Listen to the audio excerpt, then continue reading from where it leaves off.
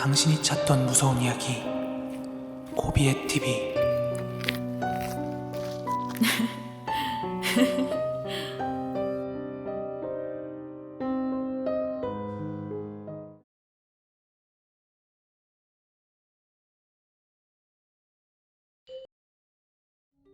저 코비의 TV 실제 지인의 제보 사연입니다.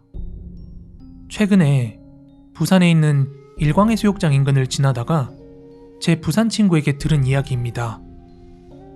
친구와 함께 차를 타고 해변가를 달리던 도중 갑자기 제게 "너 여기 일광해수욕장에 해녀 귀신 나오는 거 알아?" 하고 운을 떼더라고요. 당연히 알 리가 없던 저는 얼른 이야기해달라고 막 쫄라댔죠.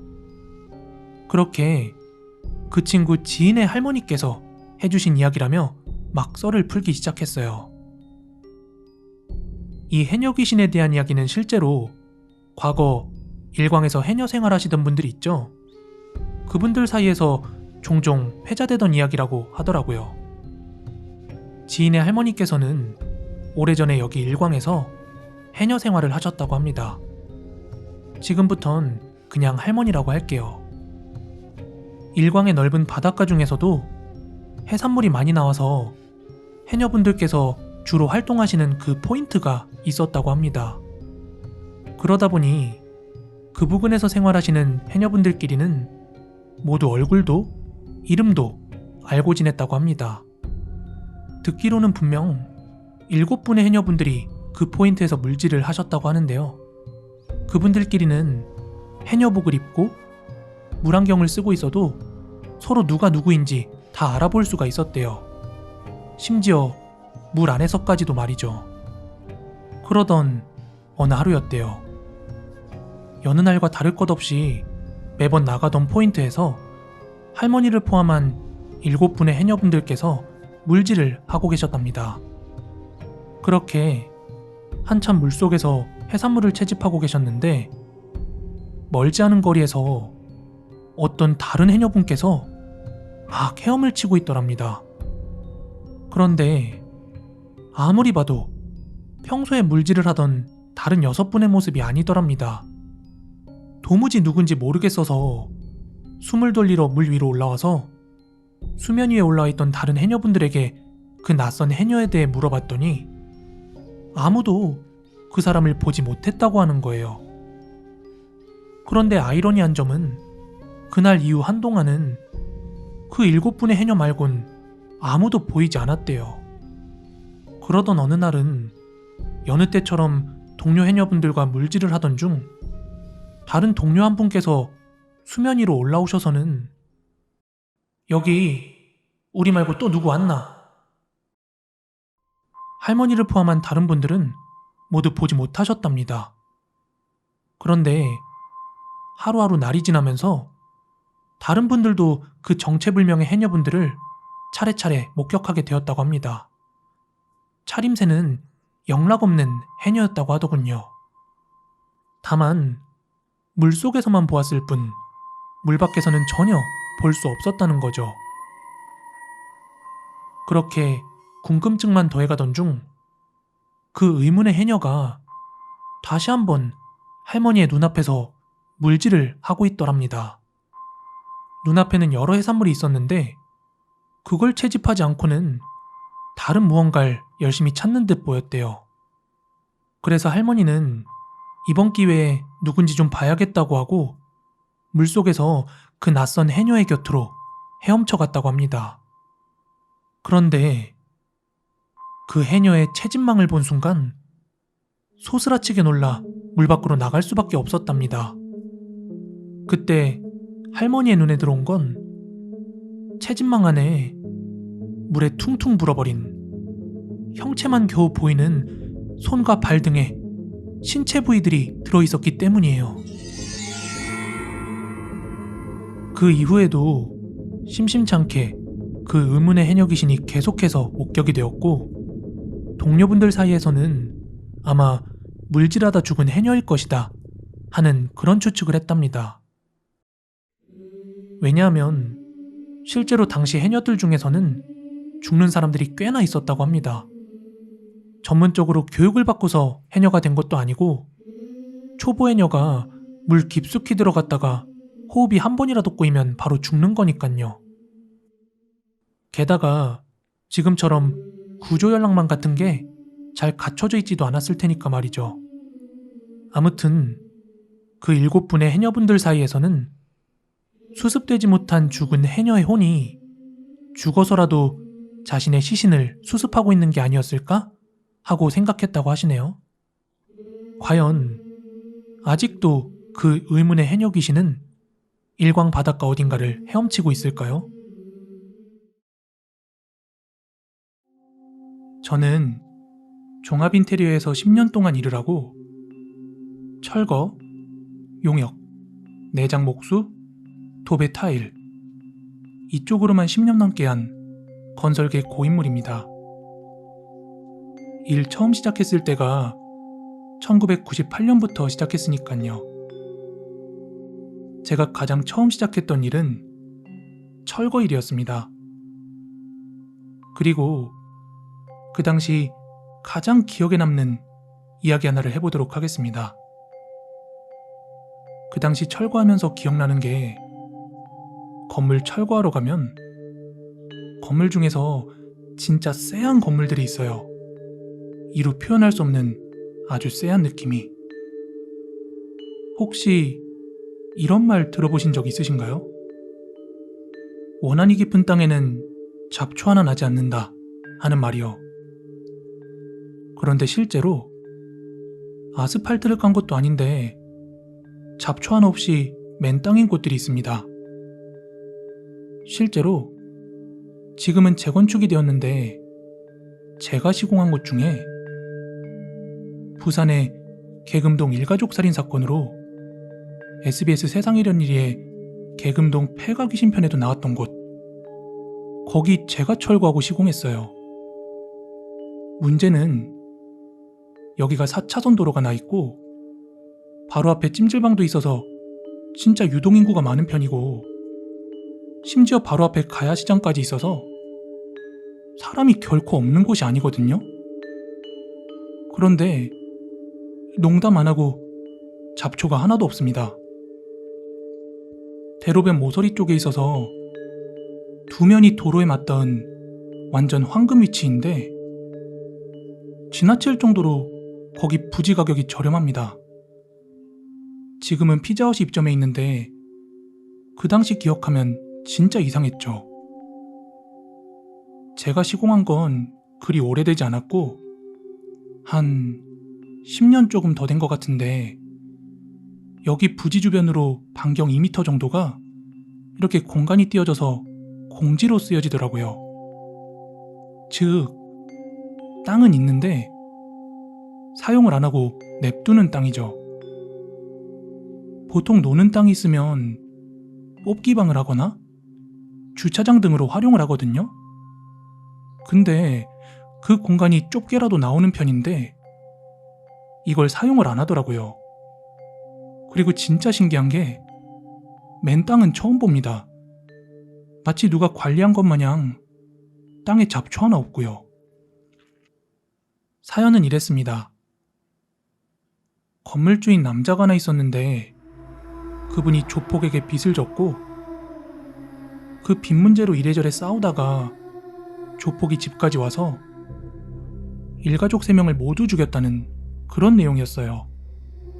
그리고 그 이후로 그 집에는 귀신이 나온다고 소문이 나게 되었죠.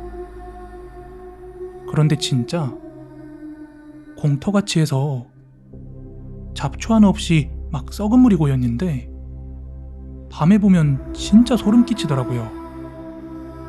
어쨌든 도저히 저도 여기는 맨정신이 안 될 것 같아서 철거할 때 기계는 용역으로 썼어요. 이런 곳에 기계 잘못 쓰면 기계에 안 좋은 기운 씌일 것 같아서 그 기계 하나가 억대도 넘으니까 괜히 잘못 관리했다가 사장한테 욕먹거든요. 그래서 사장한테 말하고 철거 기계를 용역을 주고 철거했습니다. 그리고 여기는 건물 짓는 것도 엄청 오래 걸렸는데 다른 곳에 거의 약 2배는 걸렸어요. 건설 일이라는 게 시간 싸움이에요. 다 인건비로 빠지니까 저는 토탈 6개월 잡았는데 이게 1년이 넘게 준공이 됐죠. 그것도 꼬마 빌딩을. 토목까지 다 되어 있는 상태에서 건물만 올리면 되는데 그게 1년이 넘게 걸렸어요. 아파트도 아니고. 왜냐하면 이게 인부들이 자꾸 도망가더라고요. 대낮에 일했는데도 뭐가 자꾸 보인다는 둥 하면서 말이죠. 제가 답사를 나가고 같이 일을 한 날도 있었는데 실제로 좀 안 좋은 기운이 있긴 해요. 예를 들어 누군가 자꾸 지켜보는 느낌? CCTV에 자꾸 감시당하는 느낌 같은 걸 일하는 내내 계속 느꼈습니다. 이후로 그 집은 다시는 생각하고 싶지 않습니다. 이야기는 여기까지고요. 실제로 계금 흉가와 관련된 썰들 찾아보면 부산시보에 이런 내용까지 실렸었대요. 그 집 담벼락을 철거하던 포크레인이 갑자기 전복되어 기사가 사망까지 했다고요. 지금 그 흉가는 흔적도 없는지라 그냥 전해지는 말만 있다 보니까 알면 알수록 궁금증만 더해가네요. 썰도 여러 가지 계속 유언비어 같은 것도 많고요. 제가 전에 괴담 속으로 컨텐츠 촬영 갔던 장소 중에 부산의 문현동 무덤마을이라고 하는 곳이 있어요. 이 무덤마을이 원래 정식 명칭은 아니고요. 그 동네 특징 자체가 동네 길거리에 또 마당 앞에 뭐 여기저기 무덤이 있는 마을이라 그냥 편하게 무덤마을이라고 부른 건데 실제로는 안동네 또는 돌산마을이라고 불렀다고 합니다. 그 동네가 제가 촬영을 깔 당시만 해도 재개발 이야기가 나오고 있었거든요. 지금은 어떤지 모르겠습니다. 아무튼 그곳은 원래 무덤가였는데 6.25 전쟁 이후에 갈 곳 없는 피난민들이 북에서 남으로 엄청나게 밀려 들어왔고 한 자료에 의하면 그 당시에 부산의 인구가 거의 2배 가까이 늘었다고 하더라고요. 사람이 그렇게 밀려드는데 충분하게 살 공간이 없잖아요. 그래서 무덤가 근처로 집을 짓고 살면서 조성된 마을이 여기 무덤마을이고, 그래서 길가에도 집 마당에도 여기저기 무덤이 공존하는 그런 마을이었죠. 지역조사에 따르면 확인된 봉분만 80여 개가 넘었다고 해요. 그렇게 무덤이 많다 보니까 간간히 귀신 목격담도 들리고 실제로 한 방송사에서 취재를 나가기도 했던 동네입니다. 그런데 최근에 이 마을 근처에 실제로 사시던 분이 댓글을 하나 남기셨는데 그 이야기를 짧게나마 한번 이야기해 볼게요. 이 구독자분께서는 2000년대 초반까지 바로 그 무덤마을 아랫동네에 사셨다고 하시는데 그 당시에 이 마을 위쪽으로 있던 산도 온통 묘지였다고 합니다. 그러던 어느 여름날의 장마철이었대요. 장마철이다 보니까 당시 비가 워낙 많이 내렸고 그런 탓에 지반이 약해진 거예요. 그래서 그 위쪽으로 있던 산에서 산사태가 발생했는데 그때 수많은 시신들의 유골과 관들이 그 마을까지 다 쓸려 내려왔다고 합니다. 그래서 완전히 난리가 났대요. 실제로 그 산사태 이후에 묘지들이 많이 이장되기도 했고 주인 없는 묘도 정리가 어느 정도 되었다고 하는데, 하지만 이미 재개발로 사람들이 다 떠난 뒤에도 꽤나 많은 묘지와 그 흔적들을 직접 눈으로 확인할 수 있었죠. 지금은 근처로 도로도 생기고 사람도 많이 다녀가지고 전과 달리 음산함이 없다고 하시는데, 그렇다면 그 이전에는 얼마나 음산했다는 건지 저는 감도 잘 안 옵니다. 제가 갔을 때까지만 해도 이미 너무 음산했었거든요. 그리고 그 마을 촬영 중에 한 건물 앞에 한국 도사견 투견 등록본부 이렇게 쓰여진 명패가 걸려 있었는데요. 당시 이곳 어딘가에서 벌어진 그런 사건 같은데, 투견 한 마리가 아이를 물어 크게 다쳤나 봐요. 아이는 곧장 병원으로 이송되었지만 그만 죽고 말았답니다. 이에 그 아이의 아버지가 경찰관들, 그 조사관들이 보는 앞에서 아이를 물었던 개를 칼로 난도질해서 막 죽였던 사건도 있었다고 합니다. 이외에도 댓글들을 보니까 그 무덤 마을에서 둥둥 떠있는 처녀 귀신을 목격한 일도 있었다 하는 등의 여러 가지 경험담이 쓰여 있더라고요. 사람이 살았던 동네인 만큼 어쨌든 누군가에겐 삶의 터전이었던 건 분명하지만, 이미 사람이 다 떠나서 폐가와 무덤만 남아있는 그 동네에 제가 방문했던 그날은 살면서 가장 긴장되는 순간이 아니었나 그렇게 회자가 되거든요. 이 이야기는 과거 부산에서 나고 자란 제 대학교 친구에게 들은 이야기입니다. 친구가 중학교 시절 아버지의 사업이 한 번에 무너지면서 나름 부유하게 살던 친구네 가족은 한순간에 빈곤층으로 전락하게 되었다고 합니다. 그래서 친구네 네 가족은 단칸방에 살 수밖에 없는 그런 형편이 되었는데, 당시 친구의 친형은 고등학교 3학년이었대요. 그런 중요한 시기에 갑작스레 단칸방 생활에, 게다가 방에서 공부도 제대로 할 수 없었던 게 이제 마음이 아팠던 거죠.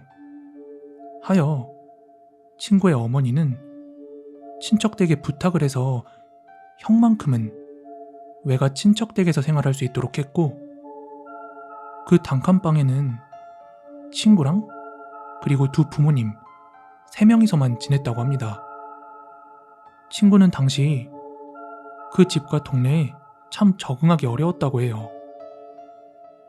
대문을 들어가야만 나오는 단칸방에 화장실도 밖에 있는 집이었는데, 되게 넓고 좋은 집 살다가 갑자기 형편이 그렇게 되니까 아무래도 예민했던 사춘기 시절에 창피함도 컸고, 당시 부산 만덕이라는 동네 분위기가 한 집 건너 한 집 매일 부부싸움에 우당탕거리는 분위기다 보니까 이게 갑자기 환경이 바뀐 친구는 아무래도 짜증이 났던 것이죠. 그렇게 한 3, 4개월 정도 그 집에서 생활을 하던 어느 날 밤이었습니다. 한밤중에 밖에서 대문을 긁는 소리가 났대요. 처음엔 길고양이가 긁는 건가? 뭐 이렇게 생각을 했지만 그 소리가 멈출 생각을 하지 않아서 잠자리에서 일어나 대문 앞으로 향했답니다. 아, 이 밤중에 누구야?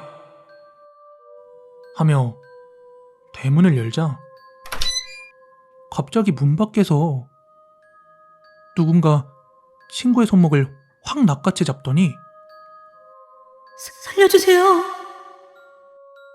다짜고짜 막 팔을 붙잡고는 살려달라고 하는데, 손목을 어찌나 세게 잡던지 통증이 느껴질 정도였대요. 그래서 손을 뿌리치려고 하는데 이게 도무지 뿌리쳐지지도 않더래요. 그런데 바로 그 순간이었다고 합니다. 한참을 살려달라고 하던 그 여자가 갑자기 얼굴과 눈동자가 빨갛게 핏줄로 가득 차오르더니,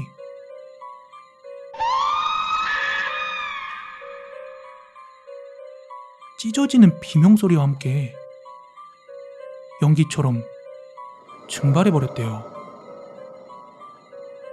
그런데 이건 꿈이었습니다. 하지만 얼마나 생생한 꿈이었는지 잠에서 깨어난 뒤에도 한참 동안이나 친구의 귓가엔 그 비명소리에 잔상이 맴돌 정도로 아주 선명하고 큰 비명소리였대요. 그리고 다음날 아침 잠에서 깨어나 화장실에 가기 위해 일어나기 위해서 땅을 짚는데 손목에 아주 큰 찌릿찌릿한 통증이 느껴져서 아! 하고 손목을 확인해보자 누가 손목 전체를 움켜쥔 것처럼 큰 멍자국이 남아있더래요. 친구는 조금 전에 꿈 때문에 좀 소름이 돋았지만 그냥 자다가 몸을 뒤척이다 어디 부딪힌 게 아닐까 하는 그 정도로 생각하고 끝냈답니다. 그리고 이틀이 지났대요. 그날은 친척집에서 생활하던 형이 집에 한번 들렸다고 합니다. 부모님께서는 아들을 다른 집에 보내놓은 게 미안했는지 맛있는 거라도 먹으러 나가자며 그렇게 외식 제안을 했는데 어차피 뻔히 집안 형편 다 아는 형은 그냥 집에서 짜장면이나 시켜 먹자고 했대요. 그래서 그날은 저녁 식사로 네 가족이 단칸방에서 짜장면에 탕수육을 시켜 먹었답니다. 그렇게 저녁 식사 후 형은 다시 친척 댁으로 돌아갔고 집에는 세 가족만 남았는데 그날 늦은 밤이었다고 해요. 자려고 눈을 감고 있는데 어느 순간부턴가 대문 밖에서 뭔가 웅성거리는 소리와 함께 막 바스락거리는 소리가 살짝 귀에 들려오고 있었대요. 그런데 이번에는 꿈은 아닌 게 아빠는 이미 잠이 들었지만 엄마는 옆에서 함께 그 소리를 듣고 있었대요. 그래서 아니, 이 밤중에 이게 무슨 소리야? 엄마, 같이 한번 나가볼까? 친구는 엄마와 함께 천천히 대문을 향해 숨을 죽이고 걸어나가는데 대문과 가까워질수록 그 밖에서 들리는 웅성거림이 점차 선명해지는데 어린아이들의 목소리였답니다. 그래서 뭔가 하고 그 대문을 열어보자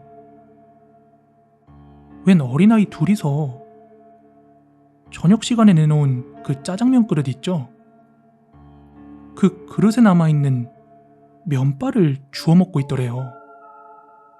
그래서 얼굴을 자세히 보니까 건너집에 살던 쌍둥이 남매랍니다. 너희들 늦은 시간에 여기서 뭐해? 배가 고파서 그랬어요. 엄마 아빠는 어딨고? 아빠는 일하러 갔고 엄마는 안 일어나요.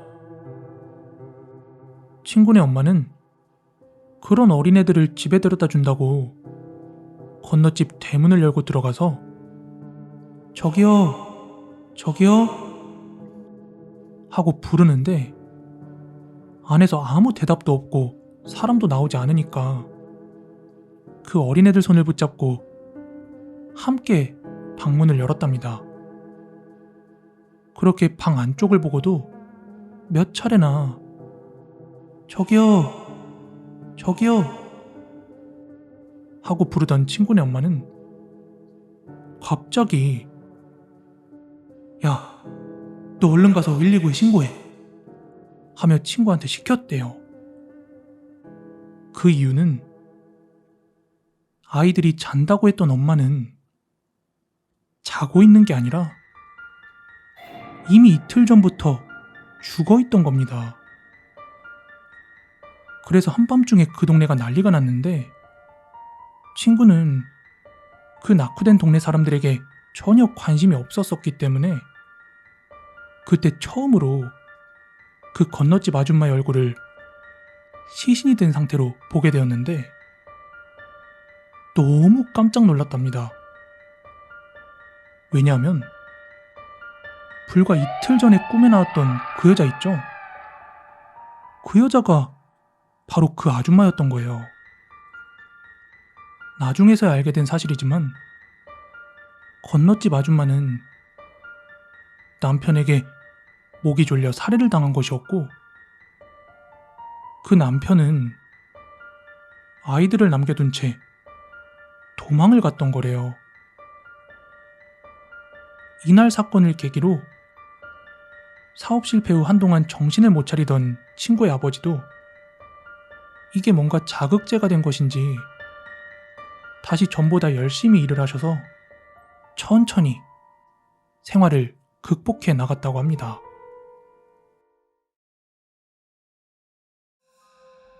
때는 바야흐로 SNS조차 발달하지 않았던 그 시절, 저는 초등학교 2학년이었습니다. 학교에 부모님들께서 배식하러 오시던 시절, 부모님들 사이에서는 이상한 소문이 돌고 있었습니다. 그 소문은 이랬습니다. 그 당시 차량 왕래가 많지 않던 구포삼동 어느 산길에서 한 아버지께서 새벽에 불빛 하나 없는 산길을 지나가던 중에 수상한 행동을 하고 있는 여성 둘을 목격했습니다. 그들의 인상착의는 파마 머리에 운동복을 입고 있었고 한 40대 정도로 보이는 두 명의 여성이었다고 합니다. 그리고 또 다른 목격자도 있었는데 그들의 말로는 그 두 여자가 길쭉한 삽을 들고 땅을 파고 있다는 것을 봤다는 것입니다. 이 이야기들을 시작으로 목격자는 연이어서 나왔지만 그 당시에는 단지 미친 사람 정도로 취급하고 말았고 세상에 유별난 사람 많네 정도의 추측으로 끝이 났어요. 그렇게 시간이 흐르고 어느 순간 그 소문이 잠잠해질 쯤 한 학부모가 입을 열었습니다. 아니 글쎄, 저기 산길에서 시체가 발견이 되었대요. 보아하니 초등학생쯤 되어 보이는 남자아이라던데 혹시 들으셨어요? 이 말을 들은 초등학생 부모님들은 경악을 금치 못했습니다. 하지만 여기서 끝이 아니었어요. 아참, 그런데 글쎄, 아이의 얼굴은 형체를 전혀 알아볼 수가 없었는데 온몸에 흙이 범벅이었다네요. 그거 혹시 저희들이 봤었던 그 아줌마들일까요? 하지만 그 당시 SNS가 잘 발달된 것도 아니었기 때문에 추측일 뿐이었지 확신은 할 수 없었습니다. 그런데 몇 주 뒤 학교 선생님께서는 학부모님들에게 아이들의 근황 이야기를 하면서 그 사건에 대한 좋지 않은 이야기를 하게 되었습니다. 남편과 사이가 좋지 않던 한 어머니가 초등학생 아들을 우발적으로 살해하게 되었고 사람들 왕래가 많이 없는 새벽 시간에 그 산길에다가 묻어버렸다는 겁니다.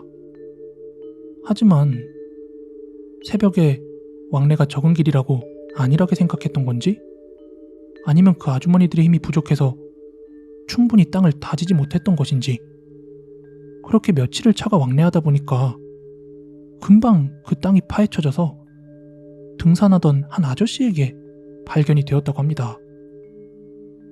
한동안은 그 일 때문에 그 근방에 엄청 떠들썩거렸지만 시간이 흐르니 자연스럽게 잊혀졌습니다. 그리고 이 일이 다시 기억 저편에서 수면 위로 올라오게 된 것은 지금 남자친구를 처음 만났던 약 2년 전이었습니다. 저는 직장 문제로 부산 센텀시티에 거주하고 있는데요. 아직 본가는 구포에 있습니다. 그날은 주말이었는데 다음날 출근을 위해서 다시 센텀에 있는 자취방으로 가야 했는데 가족들과 시간을 보내다 보니까 꽤 늦어진 거예요, 시간이. 그래서 다음날 일찍 출발해야 하나? 하고 생각을 하다가 남자친구가 센텀까지 데려다 주겠다고 저를 본가까지 데리러 온 거예요. 지금 영상 속에 보이는 이 길을 지나서요. 그런데 제 자취방으로 향하는 차 안에서 남자친구가 그러더군요. 자기야, 나 아까 이상한 거 봤다? 어? 뭔데? 여기 원래 사람들 잘 안 다니지? 대낮에는 모르겠는데 이 시간에는 차도 많이 안 다녀. 그래서 말인데 아까 이상한 거 봤어. 내 착각인가? 어? 뭘 봤는데 그래? 자기 눈이 왜 이렇게 진지해? 무섭게 왜 그래? 아니 그게 아니라 나는 분명히 내 앞에 사람을 전혀 못 봐서 쭉 계속 운전해왔단 말이야.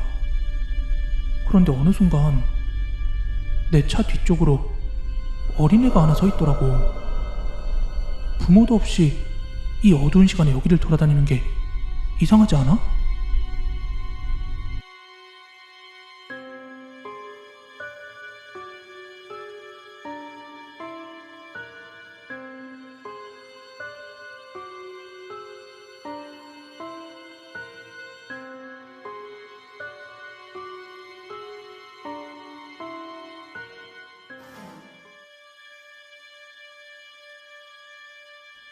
이렇게 남자친구의 얘기를 듣던 도중 저는 기억 저편에 묻혀있던 그 이야기가 떠올랐어요.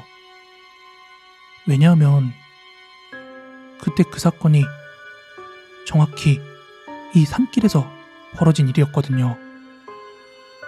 지금이야 길이 포장되어 있지만 그 사건이 있을 당시만 해도 비포장길이었어요. 게다가 남자친구가 그 이야기를 알고 장난을 친다고 생각하기도 어려웠던 게 이 동네에 오래 산 사람들 중에서는 그때 이야기를 아는 사람들이 줄곧 있었지만 남자친구는 이 동네 사람이 아니라서 그 이야기를 절대 알 리가 없었거든요. 2년이 지난 지금도 여전히 이 길을 왔다 갔다 하는 중인데 어둑어둑한 이 길은 아직도 너무 무섭습니다. 우리 아버지 역시 이때 일을 선명하게 기억하셔서 여전히 이 산길을 지날 때면 그날의 기억이 새록새록하다고 합니다.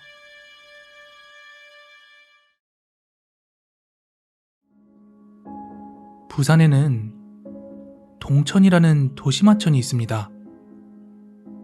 옛날에는 제법 큰 강이었는데 도시가 개발되다 보니까 그 면적이 꽤나 많이 줄어들었습니다.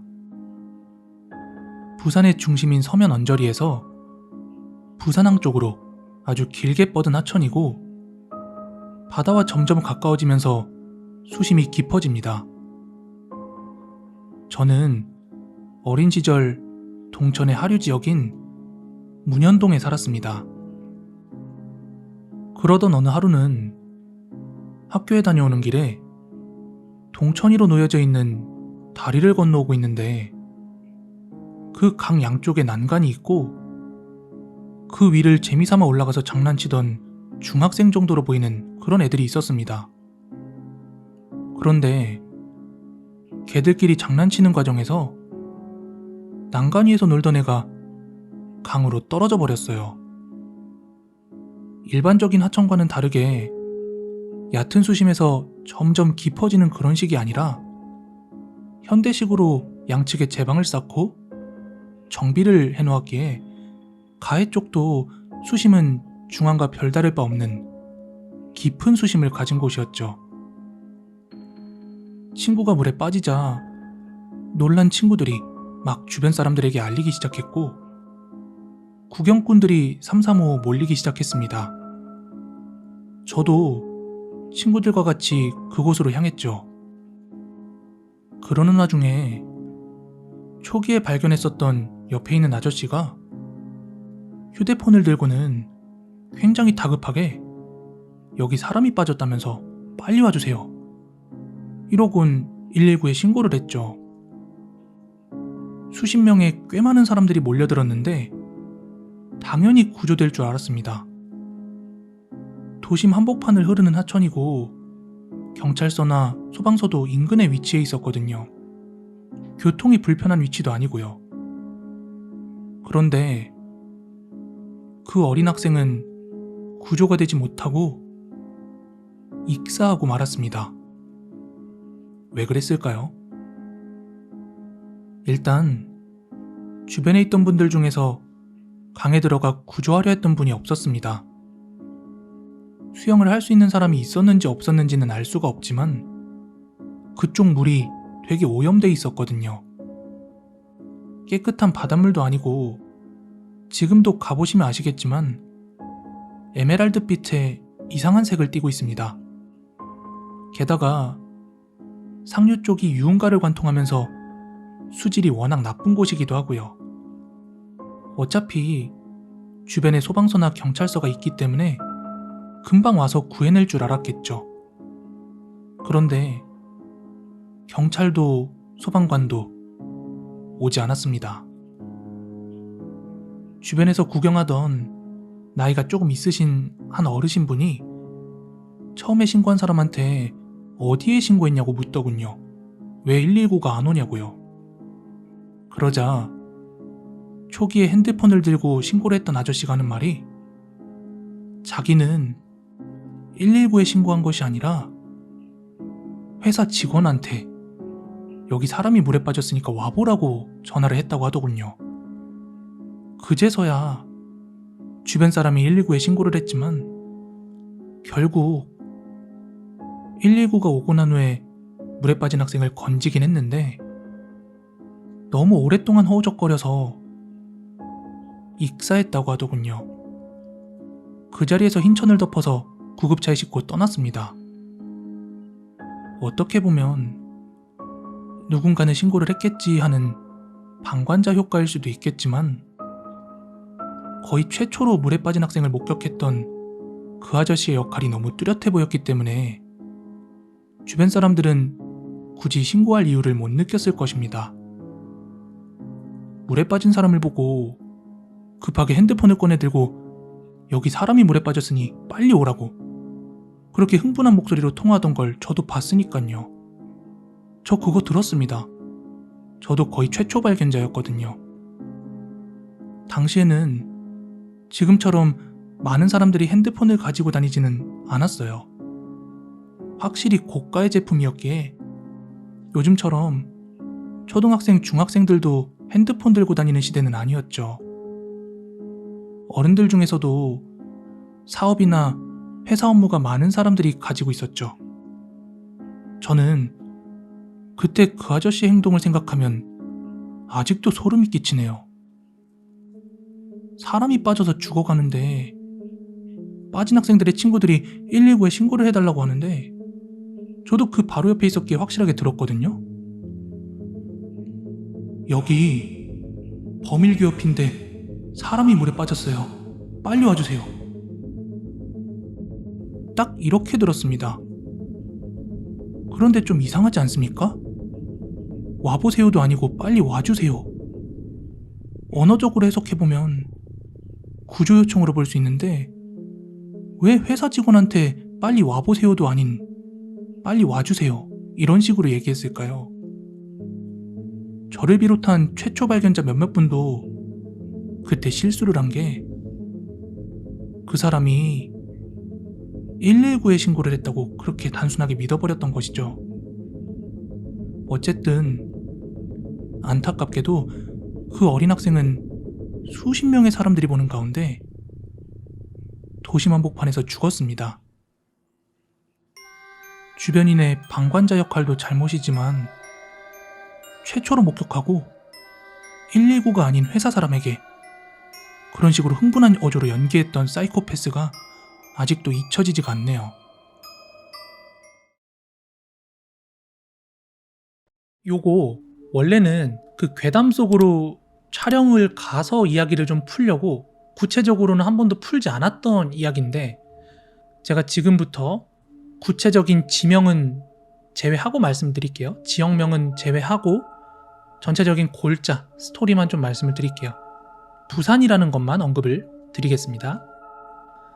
때는 장마철 직전이었어요. 올해 장마철 직전에 한 구독자분한테 연락이 왔는데, 참고로 저는 많은 사람들한테 이렇게 열려있다 보니까 사연 제보를 받거나 아니면 무슨 연락을 받을 때 대부분 거의 뭐 한 98%, 99%의 많은 구독자분들처럼 제정신, 그러니까 올바른 정신으로 저한테 연락을 주시는 분들도 있는데, 이분 약간 진짜 제정신 아닌 것 같은 분들이 연락 주시는 경우도 있거든요. 진짜로 약간 나사 빠진 것처럼. 그분들을 비하하는 게 아니라 글을 딱 보는 순간 이분 진짜 딴 세계에 살고 있는 이상한 느낌? 그런 분들이 계신데, 지금 말씀드릴 분은 참고로 진짜 그런 오락가락 하시는 분 절대 아니고 상당히 건실하고 개인 패션몰 같은 쇼핑몰도 운영할 정도로 능력이 되게 좋으신 분이에요. 저보다 한 살 많은 형이고. 근데 그분한테 연락이 왔는데, 무슨 연락이었냐면은 자기가 좀 되게 무서운 장소를 하나 알고 있는데 사람들 잘 모른다, 거의 아는 사람이 없다면서 제보하고 싶다면서 인스타그램으로 DM을 보내왔어요. 근데 그 DM의 골자 내용이 뭐였냐면은 그분이 어릴 때 살던 집 인근에 일본식 기도터, 사당 같은 게 있다는 거예요. 그게 우리나라인데 뭐 일본식 사당이라고 그러니까 거기서부터 벌써 구미가 확 땡겼던 거예요, 그때는. 그러면서 그 사당에 얽힌 이야기를 말씀을 해주시는데, 그분이 이제 저보다 나이가 한 살인가 많은 형이니까 만 나이 계산 안 하고 35인데 그분이 중학교 때인가? 어릴 때래요. 어릴 때 늦은 밤에 그 고향집 동네를 돌아다니다가 그 사당 바로 근처를 지나갈 일이 있었대요. 걸어갈 일이 있었는데 해가 어둑어둑해질 무렵에 어느 여성을 마주하게 됐대요. 동네 사람인지 뭔지 모르는 좀 낯선 여성을 마주하게 됐는데, 그 여자의 복장이 우리가 소위 말하는 그 처녀 귀신의 복장 있죠? 하얀 소복을 입은 것 같은 그런 복장? 그런 복장을 하고 있었대요, 여자가. 그래서 소름 돋는 느낌은 있었지만 저게 뭐 사람인지 귀신인지 그런 것까지 판단은 안 되고 조금 오싹한 상태였는데, 이 여자가 그러니까 속도 때문인지 방향 때문인지 모르겠는데 그 여자랑 이렇게 엇갈리면서 거리가 벌어지기 시작했는데, 그때 이제 그분이 무서운 사실 하나 깨닫게 된 거예요. 뭐였냐면은 그 여자랑 가까이 있을 땐 몰랐는데 이렇게 그 여자가 멀어져 가면서 발목 아래가 없더래요, 여자가. 발목 아래가 없는 채로 둥둥 떠다니고 있었다는 사실을 이제 깨달은 거예요. 거기서 목격을 하고. 그래서 불이 났게 이제 무서워가지고 집으로 도망갔는데, 알고 보니까 그분뿐만이 아니라 뭐 가족이나 아니면 그 동네 사는 뭐 주변 사람들이나 많은 사람들이 이미 그런 비슷한 귀신 목격담을 가지고 있었고, 그리고 그 제보자분의 할머니 있죠. 어릴 때부터 항상 말씀하셨던 내용이 뭐였냐면은 너 절대로 그 근처 웬만하면 가지 마라. 그 근처 돌아다니는 일 만들지 말라고 그렇게 신신당부를 했대요. 또 뭐가 있었냐면은 너무 어릴 적 일이니까 그게 정확히 어떤 이유에서인지 모르겠지만 본인이 어릴 때 방금 말했던 그 일본식 사당 근처에서 마을의 행사나 아니면 막 구판 같은 게 벌어지기도 했대요. 정확히 어떤 행사였는지 모르겠는데 우리 소위 말하는 굿판에서 벌어지는 뭐 꽹과리 소리, 징소리, 북소리 있죠. 그게 막 종종 들려왔대요. 거기서 어른들이 뭘 하는지. 그리고 그 위치가 제보를 받을 때 다음이나 네이버 같은 거 로드뷰 상으로는 거기를 볼 수 있는 위치가 아니었어요. 거기를 로드뷰로 찾아서 보여주려고 그랬는데 거기까지 거리가 닿지 않는 것 같다 하시면서 내가 살았던 곳이 이 위치쯤이고 여기서 보이는 저 어딘가에 있다, 이렇게 로드뷰로 사진을 보내주셔서 제가 그러면은 죄송한데 지금 로드뷰 찍은 그 주소 좀 나한테 보내줄 수 있냐라고 여쭤본 다음에 제가 주소를 받았어요. 그리고 그 로드뷰에 주소를 입력하고 같은 자리를 띄웠어요. 그리고 땡길 수 있는 최대한으로 제가 날짜를 땡겼거든요. 허허벌판이더라고. 거기가 동네가 뭐 허허벌판이라기보다는 야, 이런 시골이 있구나 그러면서 들었던 생각이 그분 집까지 나오더라고요. 그래서 제가 알죠? 네이버 로드뷰 같은 거 보면은 최근 사진이랑 과거 사진 이렇게 볼 수 있는 거. 근데 그분은 그 날짜 땡기는 기능을 몰랐나 봐요. 하여 제가 날짜를 잔뜩 땡겨서 그 거리에 보이는 되게 허름한 집이 하나 있는 거예요. 그거 캡처해가지고 혹시 이 집 사셨냐고 여쭤봤더니 오 맞아요 이러시는 거예요. 근데 이런 말씀드리긴 좀 죄송하지만 그분도 좀 본인이 어릴 때 어렵게 살았다고는 말씀하셨는데 그 집 사진 보자마자 저는 와 이분 진짜 잘 크셨다 이 생각이 들었어요. 왜냐하면은 그 어린 시절 그 당시에 뭐 많은 사람들이 다 똑같이 어려웠겠지만서도 주변에서 귀신이 안 나오는 게 이상할 정도로 되게 허름 그 자체의 집이었거든요. 아무튼 그 집 뒤편으로 해서 사당이 있었던 건데 재밌는 점은 그 동네가 부지가 개발이 많이 됐어요. 그럼에도 불구하고 아직 그 사당이 남아있다는 점이고 그분께서는 지금 그러니까 부산 도심으로 나오셨는데 할머니께서는 아직도 그 동네 살고 계신가 봐요. 그래서 할머니 댁에 방문할 일이 있어서 지금도 아직 그게 있나 한번 가봤대요. 해 떴을 때. 그런데 여전히 그게 존재한다 하면서 저한테 제보를 주셨던 거고 이게 로드뷰상이나 아니면 지도상으로는 정확히 보이지가 않기 때문에 본인이 무서워서 밤에는 정말 힘들 것 같고 만약에 코비님께서 대낮에 오신다고 하면은 제가 같이 가서 위치를 알려드릴 수는 있다 이렇게 말씀하시더라고요. 저는 이제 궁금한 거 못 참는 스타일이라서 아 그러시면 저 혼자서 갈 수 있으니까 그 지도상에 대략적으로 원을 그려서 그 범위 정도만 특정해 주시면 내가 직접 찾아가겠다 하고 받았어요. 받고 그 어느 날 제가 라이브 방송이 끝나고 나서 밤이었거든요. 밤에 직접 사전 답사를 혼자 갔어요. 갔는데 그 사당이 정말로 실존했습니다. 그 일본식 사당이 실제로 실존을 했어요. 제 두 눈으로 보고 왔어요. 근데 그 사당을 마주했던 첫 느낌이 뭐였냐면 과거 도로 이미지를 봤을 때 그때도 굉장히 무슨 촌동네 같은 느낌이었거든요. 근데 시간이 지난 2023년이 돼서 제가 찾아갔을 때도 분명히 도로에 드문드문 가로등이 있거든요. 근데 사람을 한 명도 마주하지 못했어요. 제가 그 사전 답사하는 동안 돌아다니는 사람 한 명도 못 봤고 도로가 그렇게 어두울 수가 없어요. 그리고 딱 들었던 생각은 후레쉬 들고 갔거든요. 좀 걱정은 했어요. 그래도 뭔가 사람이 있을 것 같은 동네라서 동네에서 후레쉬 비치고 다니면 좀 민폐나 의심될 것 같다는 생각을 했었는데 거기는 후레쉬를 안 들고 돌아다니면 더 위험할 것 같은 동네였어요. 후레쉬를 쓴다는 것 자체가 납득이 되는 것 같은 동네라 그래야 되나? 그리고 정말로 그분 말씀대로 그 사당을 발견했는데 그 사당이 어떤 느낌으로 돼 있었냐면은 이렇게 뭐 건물들이 있어요. 주변에 뭐 정확하게 구체적으로는 말씀을 못 드리겠지만 이렇게 건물들이 있는데 그 건물들 근처로 공터가 있거든요. 주차장으로 쓰고 있는 건 아니고 자갈밭 같은 느낌이었는데 그 공터가 그냥 뭐 아무나 차대는 그런 느낌 있죠. 그런 공터 같은 느낌인데 그 공터 한가운데 숲이 있어요. 작은 원형으로 된 숲이 거기만 숲이 있어요. 그리고 그 숲 안에 덩그러니 그 사당 건물이 있어요. 주변은 다 약간 신식 건물 같은 게 들어왔는데 딱 그것만 남아있는 거예요. 그래서 아니 왜 여기 한가운데만 저렇게 남아있지? 새로 건물 올리고 땅에 콘크리트도 깔고 했는데 왜 여기만 이렇게 남겨놨지 싶은 생각이 딱 들더라고. 그 밤에. 다만 저는 일본식 사당이라고 하니까 우리 일본 신사 보면 막 이렇게 돌로 된 기둥 같은 입구 있고 일본 특유의 느낌이 있잖아요. 저는 그걸 생각하고 갔는데 그건 아니더라고요. 생김새가. 그래서 이제 알아봤어요. 그래서 알아보니까 그게 일본식 건물은 맞더라고요.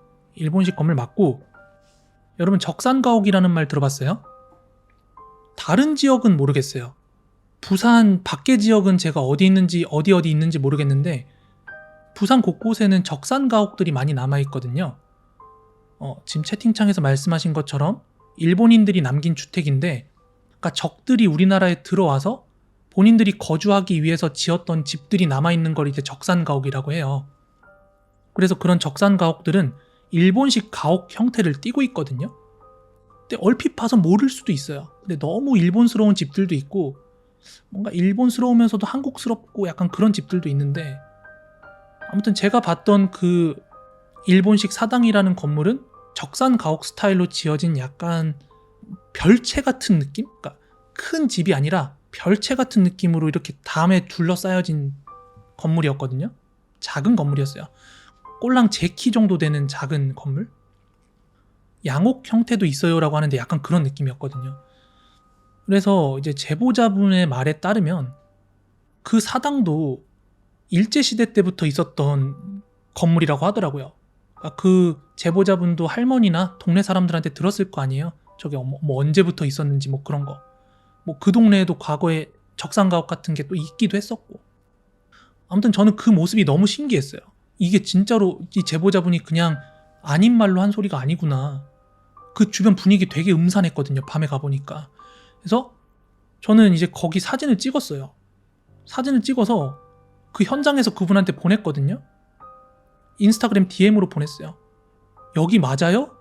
하고 DM을 보냈는데 그 제보자분이 갑자기 DM 왔다고 알림이 나한테 계속 오는 거예요. 뭐야, 뭐 왜 이렇게 답변을 화려하게 보내 하고 봤더니 그거 있죠. 우리 뭔가 채팅창 넘기려고 동그라미 이응 치고 엔터, 이응 치고 엔터, 이응 치고 엔터 하는 거 있잖아요. 채팅창 위로 넘기려고. 갑자기 답변을 그렇게 하는 거예요. 동그라미 엔터, 동그라미 엔터, 동그라미 엔터. 근데 그분이 여기 지금 혼자 가신 거 아니죠? 막 이러면서 떠시는 거예요. 혼자 왔죠? 뭐 제가 누구랑 같이 가요? 이랬더니 저 지금 혼자 있는데 그 사진 보자마자 소름 돋아 죽을 뻔했다고. 저 지금 사무실에서 혼자 일하고 있는데 이거 보내셔가지고 지금 너무 깜짝 놀랐다고. 어떻게 거기 혼자 가셨냐고 막 그러는 거예요. 미쳤다고. 또 제가 거기서 궁금해가지고 물어봤어요. 저 이거 문 열어봐도 돼요? 하고 물어봤더니 절대 열지 말래요. 절대 열지 말래. 본인도 어릴 때 한번 진짜 치기 어린 마음에 열어본 적은 있었대요. 막 안에 하얀 가루 같은 게 막 있다 그랬나? 막 그랬거든요. 자꾸 주변에서 가지 말라 그러고 겁주고 막 이러다 보니까 사춘기 시절에 한번 열받아가지고 그 문 발로 까고 막 그런 적이 있었다고 하는 거예요. 근데 일단 절대 열지는 말라고. 어떻게 될지 모르니까 일단 열지 말라고 막 신신당부를 하시길래 그래서 저도 괜히 여기서 섣불리 여는 건 아닌 것 같아가지고 다음에 뭔가가 확인됐을 때 와서 열어보자 하고 놔뒀거든요. 그날은. 그리고 그때가 장마철 직전이었어요. 그래서 장마 끝나면 한번 와봐야 되나? 이렇게 하고 벼르던 게 벌써 지금까지 미뤄졌거든요. 그래서 조금만 기다려주시면 여러분들이 지금 이 이야기에 궁금해하시는 그곳을 좀 궁금증을 해소해드리기 위해서 좀 움직여볼 예정이고요. 갔다 와서 제가 이제 그 부지 위치를 확인을 했으니까 집에 와서 등기도 떼봤어요. 등기도 떼봤는데 그 건물에 대한 소유권은 제가 잘 모르겠어요. 건물 등기는 안 뜨고 토지 소유권 등기만 나오더라고요. 근데 그 토지도 뭐 개인이 거래한 건 아니고 법인 토지 같더라고요. 그래서 제가 조금 오바를 하면은 그 토지 주인한테 한번 직접 연락을 해볼까 그 생각도 했어요. 저 건물에 대해서 혹시 아시는 게 있냐 이러면서 솔직히 말하고 좀 들어보고 싶은 생각도 있고 아니면 그 주변 분들한테 좀 여쭤보고 싶은 것도 있는데 사진을 보여드릴게요. 제가 그 주변 사진은 못 보여드리고 딱 그 건물 사진만 보여드릴게요. 제가 찍어온 거. 이게 공터 같은데 왜 저기만 숲이 있지 싶은 곳에 숲이 우거져 있고 저 건물이 떨렁 있어요. 이렇게 제가 지금 사진 움직이면서 보여드리고 있는데 보이세요? 오롯이 주변이 약간 숲 같은 느낌이에요. 근데 저게 떨렁 저렇게 있거든요. 제가 이 사진을 보내드리니까는 그 제보자분이 진짜로 채팅을 막 이렇게 치더라니까요. 채팅을 막 이렇게 치시면서 넘기시더라고. 혼자 갔냐 미쳤냐 이러시면서 무섭다고 계속 이렇게 치는 거예요. 이게 뻥으로 하는 게 아니라 뻥으로 말씀드리는 게 아니라 이게 진짜 있었던 일이고 라이브로 여러분한테 누군가한테 보여주면서 하는 대화가 아니잖아요. 근데 개인적으로 하는 대화인데 갑자기 밤에 저렇게 동그라미로 막 사진 넘기면서 소름 돋는다고 나 무섭다고. 때는 1998년도였습니다. 그때 이제 저희 가족들이 다 같이 부산에 내려오게 됐는데 그때 한 임대 아파트에 입주를 하게 됐어요. 그때 들어갔던 그 임대 아파트는 완공된 지 1년 조금 넘은 거의 새 아파트에 가까운 그런 아파트였는데 그 앞전에 살던 사람이 되게 얼마 안 살고 바로 이사를 나가게 되어서 우리 어머니가 바로 거기로 이사를 올 수 있었던 거예요. 그렇게 그 집으로 이사를 하고 한 일주일쯤 지나서 있었던 일이에요. 제 방에서 자고 있었는데 뭔가 그 아파트 밖에서 애기 울음소리가 나는 거예요. 뭐 응애응애인지 뭐 고양이 소리인지 모르겠는데 뭔가 거슬려가지고 잠에서 깼어요. 그렇게 눈을 살짝 떴는데 뭔가 느낌이 이상해요. 제 배 위가. 이렇게 자연스럽게 배가 올라갔다 내려갔다 하는 그런 자연스러운 호흡이 아니라 뭔가 날 누르고 있다는 느낌이 딱 들어가지고 시선을 내려다봤는데 어떤 단발머리의 여자가 다리를 베베 꼰 자세로 앉아있는 거예요. 근데 그 모습이 되게 기괴했거든요. 저렇게 다리를 꼬라고 해도 못 꼴 정도로 되게 기괴하게 제 배 위에 앉아있는데 더 소름 돋는 건요, 손에 마치 칼을 쥐었다는 듯 그렇게 주먹을 쥐고서는 갑자기 막 제 배를 막 가르는 듯한 신용을 하고 있는 거예요. 너무 겁이 나가지고 그거를 제가 알아차렸다는 인상을 주기 싫어서 눈을 딱 감고 있었어요.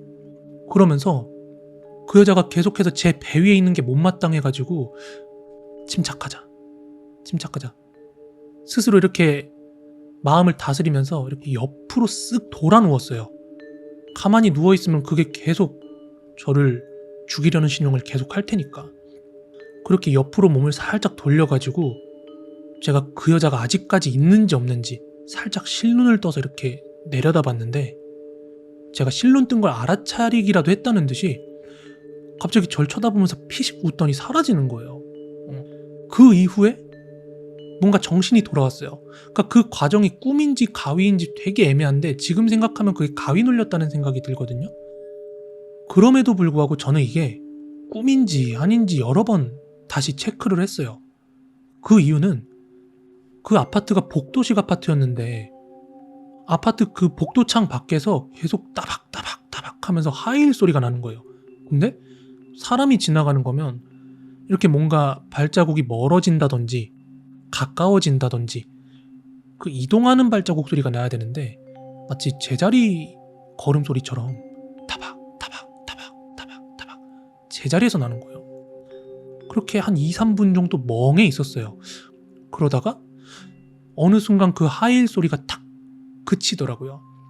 그래가지고 겁도 없이 일단 현관문으로 나가서 문을 열어 밖을 봤어요. 근데 문 밖에 아무것도 없더라고요.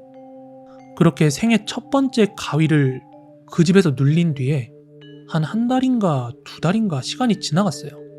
그런데 어느 날부턴가 저희 집에 이상한 우편물이 계속해서 도착을 해요.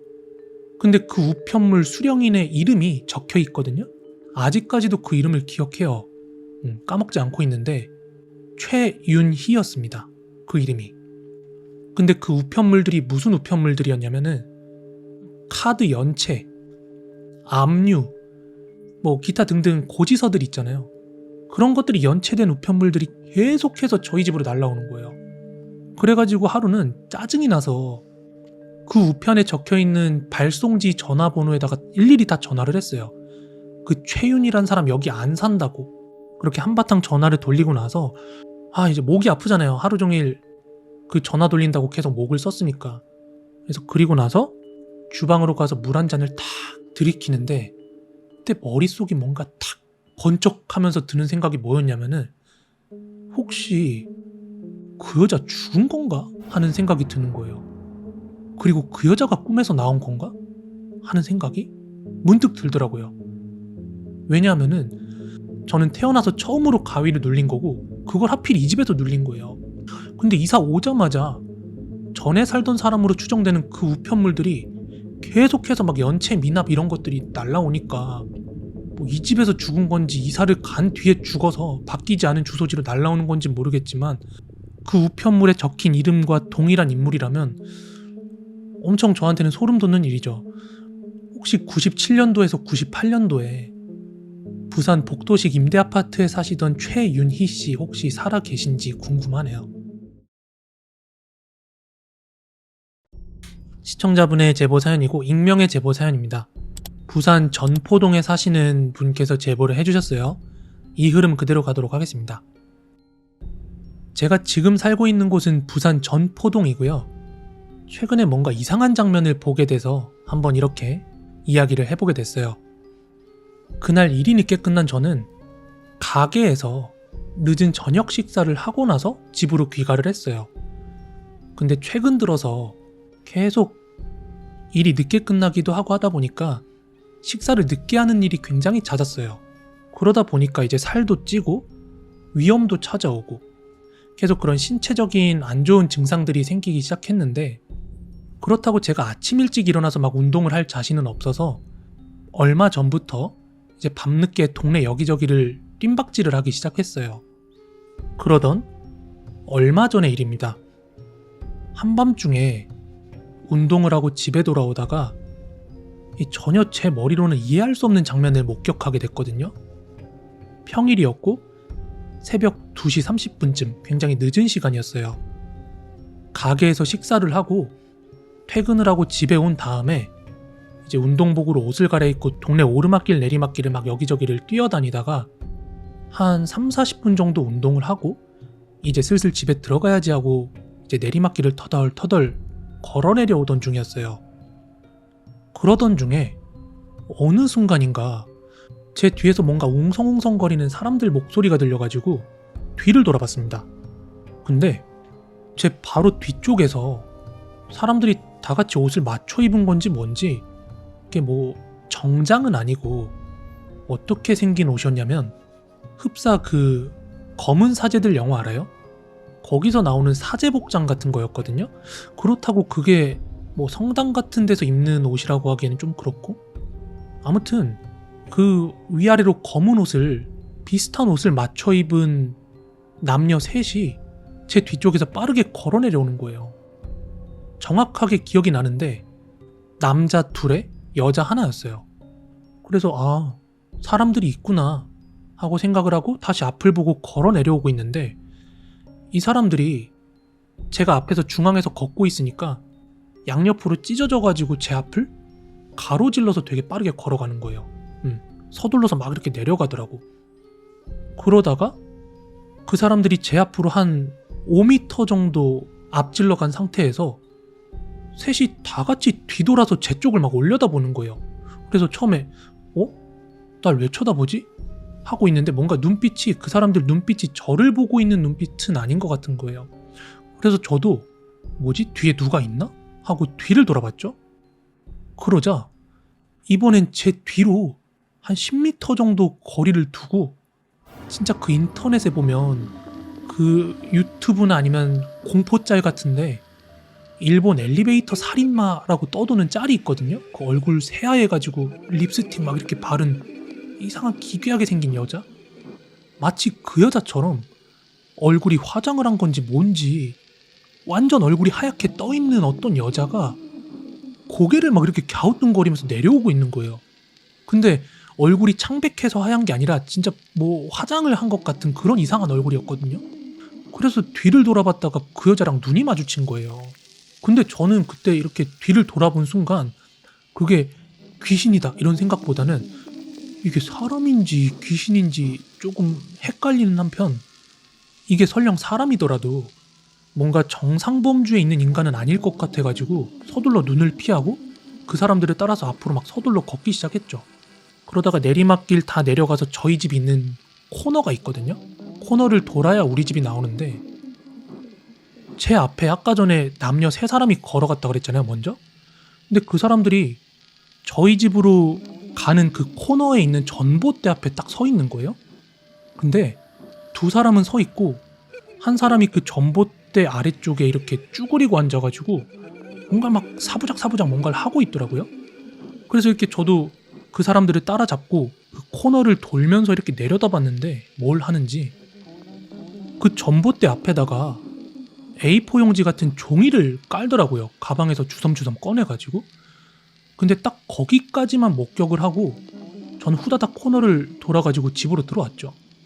그리고 집에 돌아오자마자 빨리 자야 되니까 얼른 씻고 자려고 침대에 딱 누웠어요. 근데 아무리 생각해도 자기 전에 누워가지고 가만히 생각을 해보는데, 방금 집에 오면서 봤던 그 장면들이 뭔가 왜 저런 행동을 하는 거며, 내 뒤를 따라오던 그 사람의 생김새도 너무 이해할 수가 없어가지고 계속 머릿속에 맴도는 거예요, 그 생각이. 아까 그 사람들은 도대체 뭐하고 있었던 거지 싶어가지고 저희 집에서 창문을 열면 아까 전에 그 코너 전봇대 방향이 보이거든요. 그래서 그냥 무심코 창문 쪽으로 다가가서 창문을 쓱 열어가지고 내려다봤거든요. 근데 고개를 푹 숙인 어떤 여자가 그 전봇대에서 뭔가 야금야금 뭔가를 막 하고 있는 거예요. 쭈그리고 앉아가지고. 근데 그때 제가 창문을 열 때는 차마 거기에 누가 있을 거라고는 생각을 못하고 그냥 창문을 열어 제쳤는데 그 창문 여는 소리를 그 여자가 들었나 봐요. 그러더니 갑자기 고개를 팍 드는데 그 입 주변에 밥풀을 잔뜩 묻히고 있는데 아까 그 여자예요. 입에 밥풀을 잔뜩 묻히고 그 허여멀건한 얼굴을 들고 절 쳐다보면서 씩 웃는데 진짜 너무 소름이 끼쳐서 나 아무것도 모른다. 나 못 봤다. 나 너 신경 안 쓴다. 아무렇지도 않은 척 그냥 창문 닫고 다시 자리로 와서 누웠어요. 그런데 더 소름 돋는 사실은요. 제가 다음날 날이 밝고 나서 집을 나설 때요. 일부러 그쪽으로 지나갔어요. 지난밤 일이 생각이 나가지고. 지나가면서 전봇대 아래를 이렇게 봤더니 하얀 종이 위에 밥이랑 나물 같은 게 올려져 있는데 놀라운 점은요. 그 밥이랑 나물들이 엄청나게 말라비틀어져 있는 거예요. 어제 제 앞을 막 이렇게 가로질러 갔던 그 사람들 있잖아요.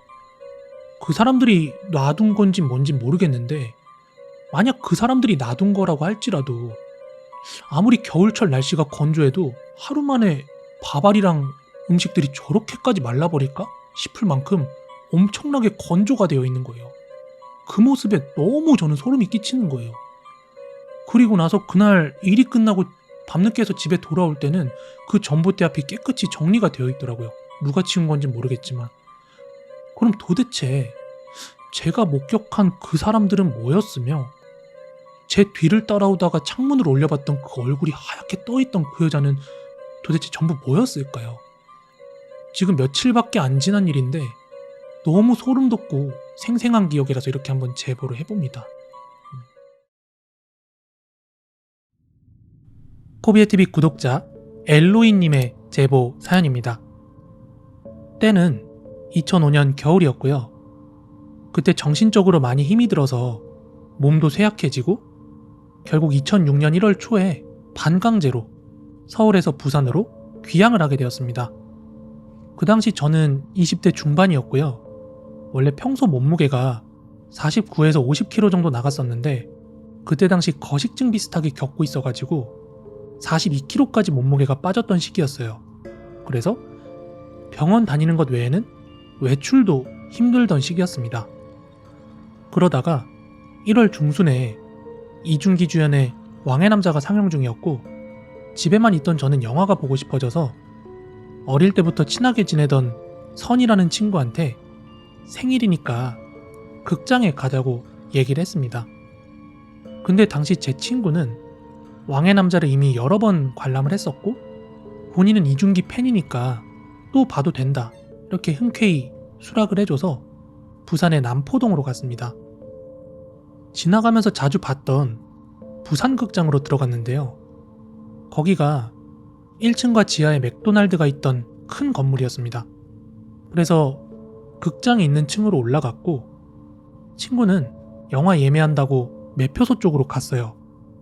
그래서 저는 미리 화장실을 다녀오려고 그 로비 쪽을 휙 둘러보고 있는데 로비 중간에서 뭔가 시선이 느껴지는 거예요.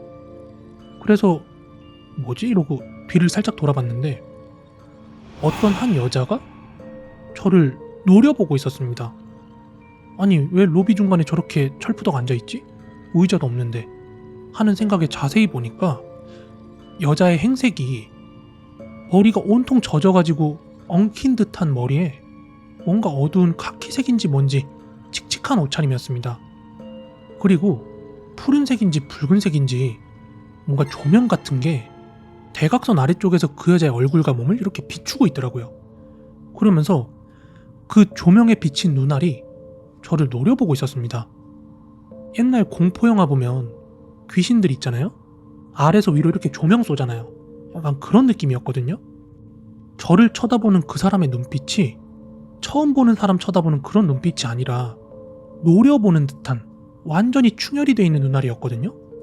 그래서 뭐지? 노숙자인가? 하고 생각을 했는데 조명 같은 게 그 여자 얼굴에만 비치는 것처럼 보이는 거예요. 그래서 순간 이상하네? 저기 분명히 조명이 없는데? 하면서 계속 눈을 마주치면 안 되겠다. 아는 척을 하면 안 되겠다는 생각이 들어서 바로 몸을 돌려서 화장실로 들어갔습니다. 근데 그때는 지금 상영 중인 영화가 끝나기 전이라 화장실에는 아무도 없었고 양쪽으로는 총 10개 이상의 화장실 칸이 있었어요. 그래서 들어가자마자 바로 첫 번째 보이는 칸의 문을 열었고 제가 화장실 문을 열자마자 좌변기 물이 쏴 하고 내려갑니다. 누가 누른 것도 아닌데요.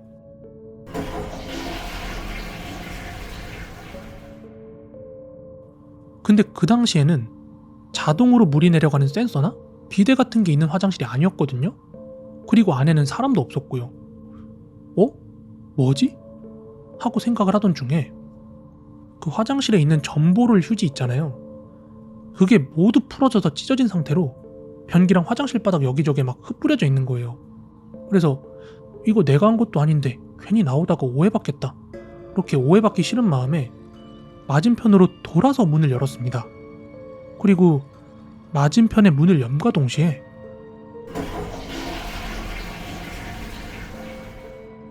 또 갑자기 쏴 하고 물이 내려가는 거예요. 그 칸도 휴지가 다 풀어져서 흩날리고 있었고 변기에 휴지들이 처박혀 있었습니다. 그래서 뭔가 소름이 돋아가지고 혹시 내가 못 본 사람이 있나? 하고 바로 옆 칸이랑 다른 칸을 막 순서대로 탕탕탕 열었는데 순서대로 나머지 칸들의 변기물이 쏴 내려가는 소리가 들리는 거예요. 그 순간 미친, 아까 내가 본 거 사람이 아닌가 보다 하고 그 귀신의 짓이라는 느낌이 확 들었어요. 만약에 그렇게 물 내리는 소리가 났다면 나오는 사람도 있어야 하는 게 맞잖아요. 근데 그 짧은 순간에 동시에 변기물이 싹싹싹 내려가니까 엄청 소름이 돋았습니다. 그래서 저는 나머지는 열어보지도 않고 이렇게 돌아서서 화장실 문을 나오려고 하는데 그때 마침 영화가 끝나가지고 아주머니들이 이제 볼일 보려고 들어오고 있었어요. 근데 이대로 나가면 이거 전부 내가 한 줄 오해받겠다 싶었는데 다시 가서 뭔가 나 아니라고 설명하는 것도 웃기잖아요. 그래서 그대로 나가는데 제 뒤에서 어머, 여기 화장실이 왜 이래? 휴지가 다 풀어져 있잖아. 이렇게 막 웅성웅성거리는 소리가 들려요. 아무튼 저는 그 소리를 뒤로하고 서둘러 도망치듯이 나왔습니다. 한동안 그 여자의 눈빛이랑 그 모습들이 잊혀지지가 않더라고요. 제가 평소에 몸이 안 좋을 때 뭔가 이상한 일을 겪긴 했었거든요. 그래도 뭐 보통 예지몽 비슷한 거나 아니면 되게 높은 확률의 우연처럼 신기하거나 요상한 일들이 일어난 적은 있어도 이렇게 귀신 같은 걸 실제로 본 건 처음이자 마지막이었습니다. 근데 당시에 남포동의 어느 극장에서 실제로 우울증 여성, 극장에서 엽기 자살 이런 타이틀을 달고 기사가 날 정도로 진짜 끔찍한 자살 사건이 있었거든요. 영화관에서 영화를 보던 여성이 자기 목을 칼로 찔러가지고 스스로 목숨 끊은 사건이 있었어요. 제가 당시에 그 소식을 들어서 알고 있었기 때문에 뭐야, 혹시 이 극장에서 그 일이 있었던 건가? 하고 다시 한번 검색을 해봤거든요. 근데 다행히 제가 갔던 곳은 아니었습니다. 그래서 도대체 내가 본 그건 뭐였지? 하고 아직까지도 미스테리로 남아있는 이야기입니다.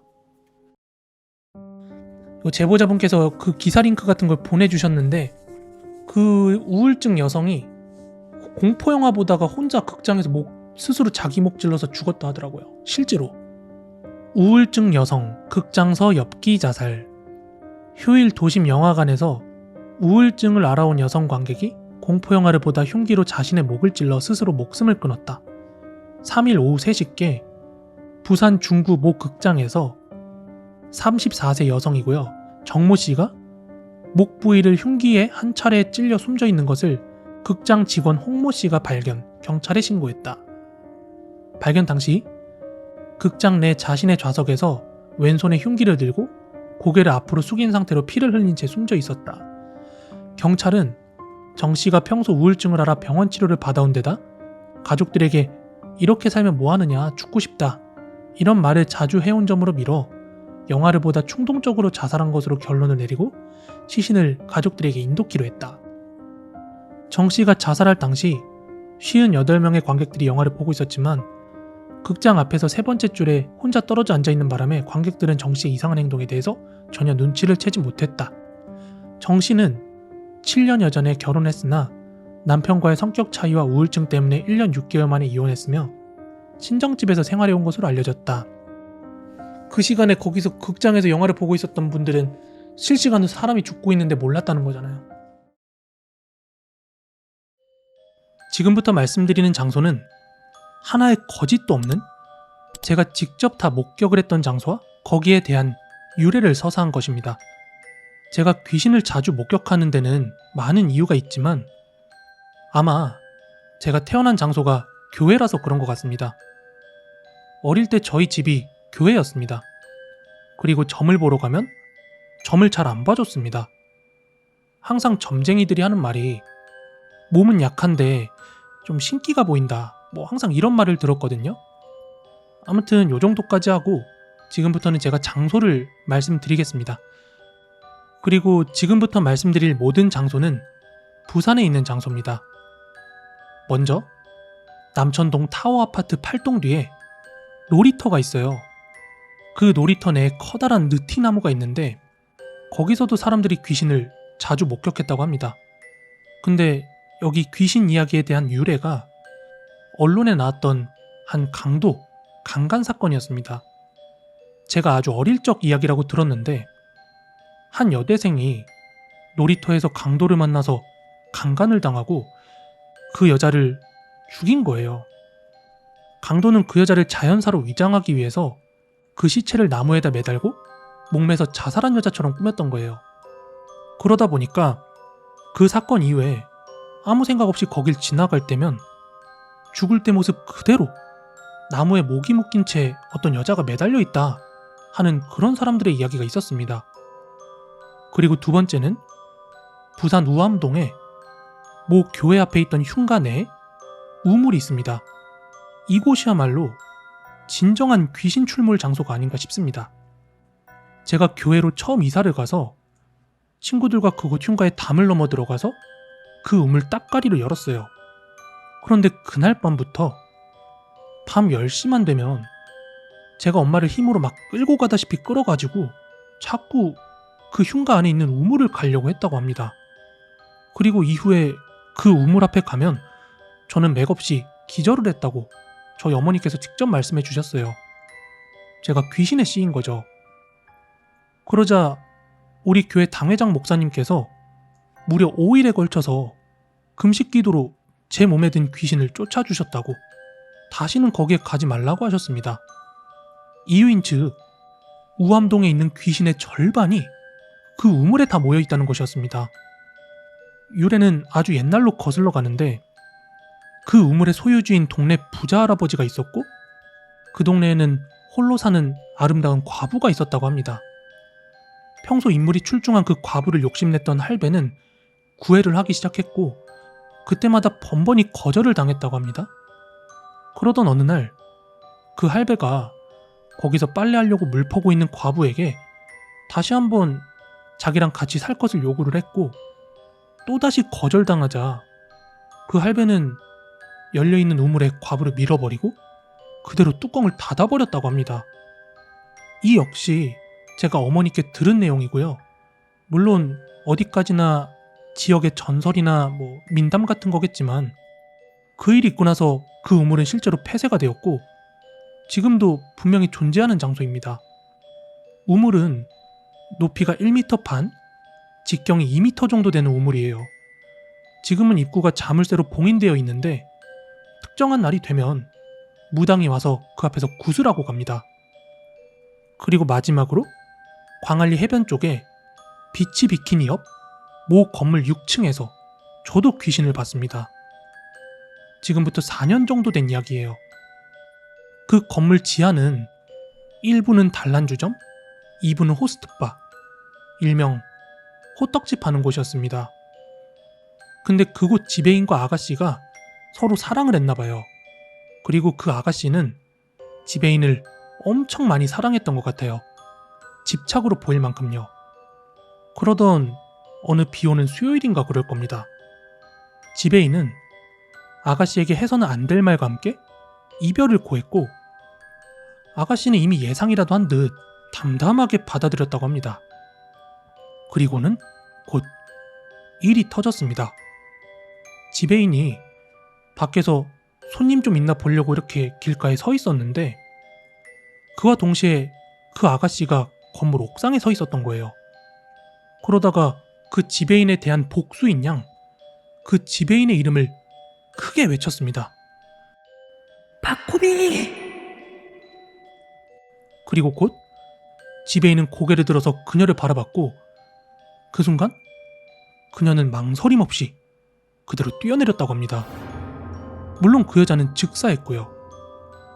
그 일이 있고 난 후에 지배인은 종적을 감췄고 비 오는 날이면 그 건물의 지하 그리고 5층에서 6층에서 항상 그녀를 봤다는 목격자가 나오곤 했다고 합니다. 물론 저도 그 가게에서 일한 적이 있습니다. 가게 사장이 우리 선배인 관계로 되게 쉽고 편하게 일했었는데요. 제가 그날 화장실에서 손을 씻고 있었는데 그때는 이른 시간에 호떡집만 했었기 때문에 여자가 없었습니다. 근데 어떤 여자가 쓱 지나가는데 얼핏 봐도 정말 이뻤습니다. 웬 여자지? 저는 지금 시간에 여자를 봤다면서 그 여자 누구냐고 선배에게 물어보니까 난 몰라 하면서 대답을 막 회피하더라고요. 그렇게 다시 가게 직원이랑 스테이지에서 춤을 추고 있는데 아까 그 여자가 물끄러미 소파에 기대가지고 보고 있는 게 아니겠어요? 그래서 저는 아까 그 여자가 저기 있네 이러고는 그냥 춤을 추고 있다 보니까 어느 순간 그 여자는 어딜 갔는지 없더라고요. 그리고 그날 저는 제가 봤던 그 여자가 그때 자살했던 아가씨의 귀신이라는 걸 웨이터에게 그때 듣게 되었습니다. 그 웨이터가 설명해준 인상착의와 제가 봤던 인상착의가 매우 흡사했습니다. 사람을 놀래키고 그런 건 없었지만 정말 이뻤습니다. 그런데 그 이쁜 얼굴에 기쁜 표정, 즐거운 표정 이런 게 아니라 수심이 가득해 보였어요. 굉장히 슬퍼 보였습니다. 저는 그 후에 그 가게를 그만뒀고 다시는 그 근처를 가지 않았습니다. 절대 거짓이 없는 장소들이고 다 제가 겪었던 이야기입니다. 여기거든요. 여기가 보면은 타워라고 써져 있잖아요. 여기 남천동인데 실제로 부산 남천동이고 여기 보면 8동이에요. 그리고 여기 보이시는 이 느티나무가 방금 전에 딱 저 한그루의 느티나무가 보이잖아요. 저기가 그 귀신 나오는 장소였다고 하는데 지금은 이 아파트가 헐어서 없어지고 다른 대형 아파트 단지가 생겼습니다. 지금은 여러분들이 찾아가도 여기를 보실 수가 없는데 이거는요 약 25년 전 저한테 직접 있었던 일입니다. 신문에도 대문짝만하게는 아니지만 일면에 보도됐던 바가 있습니다. 이 맨션에서는 살인사건이 있었거든요. 그 맨션의 위치가 부산 남구 대연동에 과거에 등록사업소 있던 뒷길이었는데 무슨 유치원 앞에 있는 5층짜리 허름한 옛날 건물이었습니다. 한 2005년도쯤에 등록사업소가 다른 곳으로 이전돼서 지금은 그 자리에 부산예술회관이 생겼죠.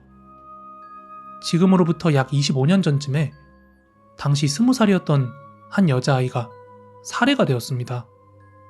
근데 다행인 건지 불행인 건지 제가 그 일에 대해서 잘 알고 있는 것도 그 애가 제가 어릴 때 관심이 있던 애였거든요. 이름이 김땡희였습니다.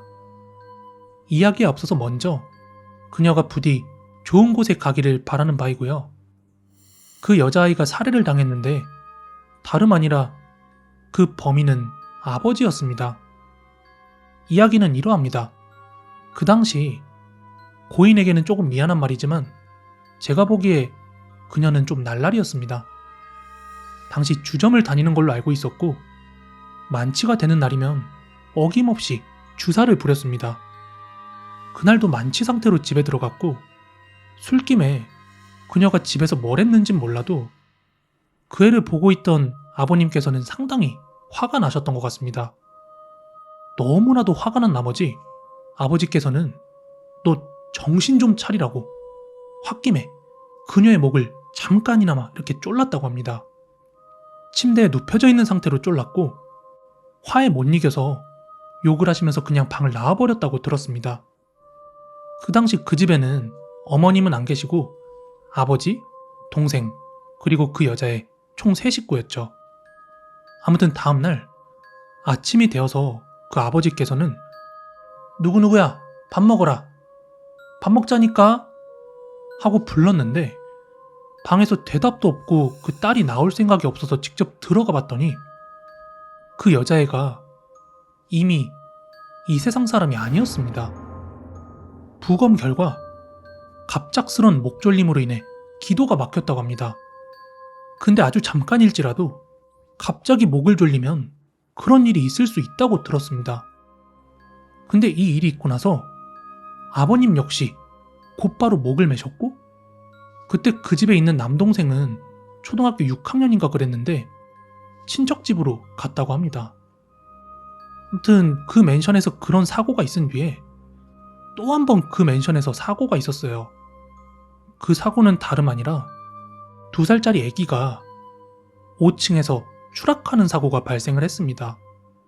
근데 상식적으로 그 2살 난 아기가 5층에서 스스로 추락하는 건 말이 안 됐고 누가 던졌거나 아니면 창문 근처에 높은 뭔가가 있었거나 뭐 그랬겠죠? 그러다 보니까 이제 사람들 사이에서 죽은 그녀나 아니면 그녀의 아버지 혹은 그 사고 나서 죽은 아기를 봤다는 사람이 막 속출을 했거든요. 근데 저 역시도 그 아기의 혼령을 목격을 했습니다. 진짜 처음 보고 뒤지는 줄 알았어요. 어느 날 밤이었는데 그 맨션 근처에서 친구는 맨션을 등지고 저는 친구를 바라보는 방향, 그러니까 맨션을 바라보고 이렇게 대화를 나누고 있었는데 친구를 바라보면서 대화하는 중에 이 시야 밖에서 뭔가 눈에 거슬리게 막 왔다 갔다 거리는 거예요. 그래서 뭐야? 하고 친구 뒤 건너편에 있는 그 맨션을 바라보니까 웬 아기가 벽을 타고 기어다니고 있는 거예요. 저는 순간 저게 뭐지? 하고 바라봤는데 당연히 사람 같았어요. 저 기어다니는 건 애기라는 생각이 딱 들었는데 상식적으로 누가 사람이 저렇게 벽을 타고 다닌다고 생각을 했겠어요. 그렇게 아기 혼령을 목격하고 몇 달이 지난 뒤에 거기에서 굿을 했다고 합니다. 거의 3번인가 굿을 했다고 하는데 그 중에 3번은 또 제가 봤어요. 굿하는 거를. 여러분들도 한번 상상을 해보세요. 제가 겪었을 때는 너무너무 무서웠는데 만약에 여러분들이 살고 있는 동네에서 막 갑자기 굿을 해요. 그래서 사람들한테 여기 지금 왜 굿을 하는 겁니까? 하고 물어봤는데 이 건물에서 귀신이 나왔대요. 이런 식으로 얘기를 들었으면 여러분들도 엄청 소름이 돋을 거예요. 아무튼 그 뒤로도 한 몇 년간 그 집은 더 방치가 되었었습니다. 또 그 동네 주변에서 들리던 소문 같은 게 있었는데 그 죽은 여자아이가 노래를 정말 잘 불렀대요. 근데 같은 동네 사는 주민 말에 따르면 야밤에, 그러니까 한 목요일쯤인가? 그녀가 사고가 났던 날이 목요일이었대요. 근데 목요일 밤에 막 노랫소리와 함께 흐느낌 소리가 들릴 때가 있다 하고 증언을 하기도 했었습니다. 제가 직접 들었고요. 제 말을 믿지 못하시는 분들은 한번 물어보십시오. 과거에 대연동에 오래 사시던 분들이나 아니면은 그 동네 토박이 분들한테 한번 물어보시면 아마 쉽게 그 이야기에 대해서 아실 수 있을 거고, 당시 뉴스나 언론에서는 모 아파트에 만 19세 김 모양이 뭐 아빠한테 살해당했다 뭐 이런 식으로 짧게 이야기가 나오긴 했었는데 아마 당시 그 동네 사시는 분들 중에는 이 사건 기억하시는 분들이 많을 거라고 생각이 듭니다.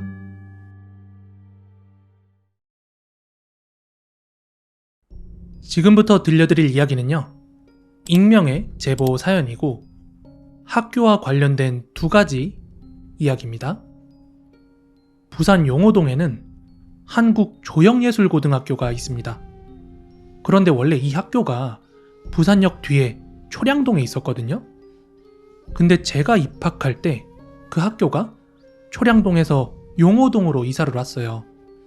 그래서 당시 1학년 여름방학 때 원래 학교에 있던 짐들은 너네가 옮겨와야 한다 뭐 이래가지고 초량동에 있는 건물로 가서 미술 자재도구 같은 거를 가져왔던 일도 있었고요. 근데 우리 학교는 예고 중에서도 기숙사가 있는 학교였어요. 학생들이 전국에서 오는 국공립이었거든요. 부산 예고나 다른 예술고등학교는 사립인 경우가 많은데 우리는 국공립이라서 전국에서 학생들이 왔단 말이에요. 그리고 초량동에 있을 때는 기숙사가 없다가 용호동으로 오면서 기숙사를 만들었어요. 근데 그런 말 들어보셨나요? 어딘가 이사를 가면 귀신들이 붙어서 따라온다는 말이요. 실제로 학교가 초량동에 있을 당시에 학교가 기찻길 옆에 있으니까 학생들이 몰래 담 타고 넘어가서 놀러 가겠다고 땡땡이 치고 왔다 갔다 하다가 실제로 기차에 치여서 죽은 학생이 하나 있었다고 합니다. 근데 그 학생이 대학교 입시를 앞두고 여름에 죽은 거예요. 미술은 보통 수시가 여름에 치러지니까 당시 하복을 입고 2학기 여름에 죽은 거거든요. 근데 이게 시기가 중학생들이 이제 고등학교 와서 입시 시험 치르는 시기와 굉장히 좀 비슷하단 말이에요. 근데 용호동으로 이사를 왔는데도 그 입시철에 중학생들이 고등학교에 서류를 내려오면 그 도예과 건물 1층에서 그 기찻길에서 죽었다는 오빠가 막 애들한테 길 안내를 해준다는 썰이 있었어요. 근데 이게 무서운 게 뭐냐면 교복이 달라요. 학교가 이사를 오면서 교복이 바뀌었거든요. 근데 길을 알려준다는 그 사람이 옛날 교복을 입고 있는 거예요. 지금은 초록색 와이셔츠인데 그분은 파란색 와이셔츠를 입고 있었다고 합니다. 딱 저희까지만 파란색 입고 바로 그 밑에 애들은 초록색 입었거든요. 그래서 예전에 원서 접수하러 올 때 처음 보는 교복 입은 사람이 막 알려줬다더라 길을. 다른 학교 사람 아니냐. 직접 목격한 후배들이 선배들한테 이야기를 하니까 그 사실을 알고 있는 선배들은 그 죽은 귀신이 따라왔다.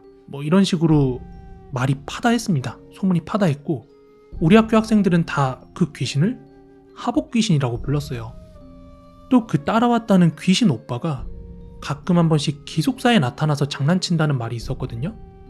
기숙사 문에서 방마다 잠금 장치 같은 거 있을 거 아니에요.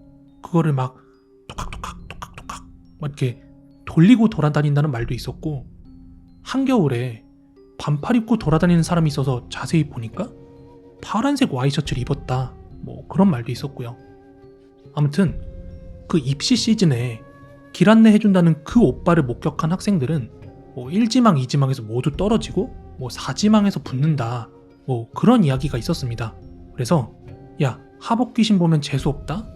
그런 말을 듣곤 했었습니다. 두 번째 이야기인데요. 이거는 제가 다녔던 초등학교에 대한 이야기예요. 이 이야기는 팩트 검증이 정확히 된 건 아니지만 그 당시 동네 학생들 사이에서는 소문이 자자했던 정말 유명한 이야기거든요. 오래전에 부산 밀락동의 모 초등학교에는 축구부가 있었습니다. 그런데 이 축구부가 폐부가 된 거예요. 없어진 거죠. 그렇게 축구부가 폐부가 되고 나서 축구부 건물이 뭔가 창고처럼 방치가 되고 있었어요.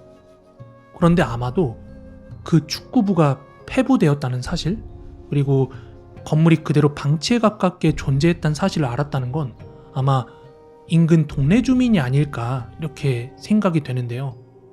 평소에 여기저기 사고를 치고 다니던 한 남자, 아들이 있었는데 그 남자가 돈 문제였는지 뭔지 자기 엄마를 살해했다고 합니다.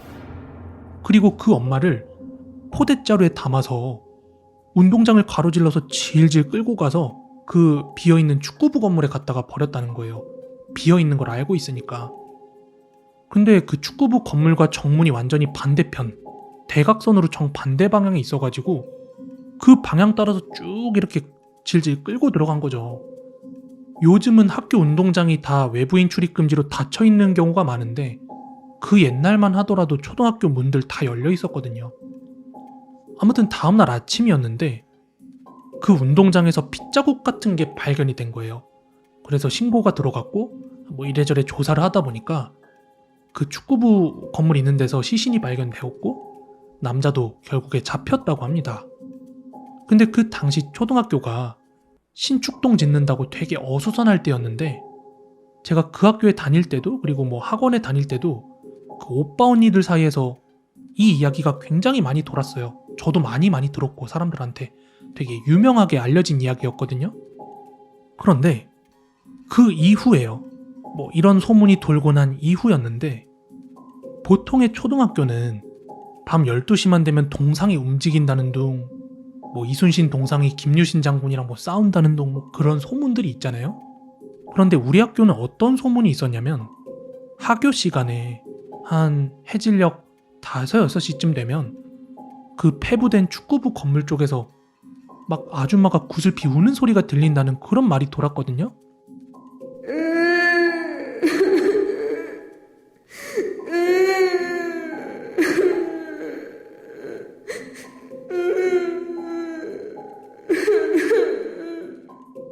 지금은 그 축구부 건물을 헐었는지 활용 중인지 그런 건 잘 모르겠습니다. 근데 그 학교가 육교와 연결이 되어 있어요. 그렇게 육교를 건너서 학교와 산이랑 연결되어 있는 쪽길 같은 곳들이 있는데, 그쪽도 되게 을씨년스럽고 그랬거든요, 그 당시에. 그래서 제가 초등학교 다닐 때, 고등학교 다닐 때 학교에는 이런 괴담들이 있었다는 이야기를 들려드리고 싶어서 한번 제보를 해봤습니다. 신축동을 짓는다고 학교가 어수선할 때요. 아, 너도 거기 학교 나왔어 그럼? 밀렸어요. 아, 그 살인 사건이 나서 그 평상 밑에다가 엄마를 숨겨놓아서 다 잡혀갔다 이런 얘기 있는데, 그 다음 이후부터 그 애들이 어쨌든 학교 시간에 왜 학교에 보면은 막 그 동상이 움직인다 이런 전설 있잖아요. 근데 우리 학교는 그거 대신에 학교 시간에 그 아줌마가 축구부에서 우는 소리 들어요. 아줌마가 계속.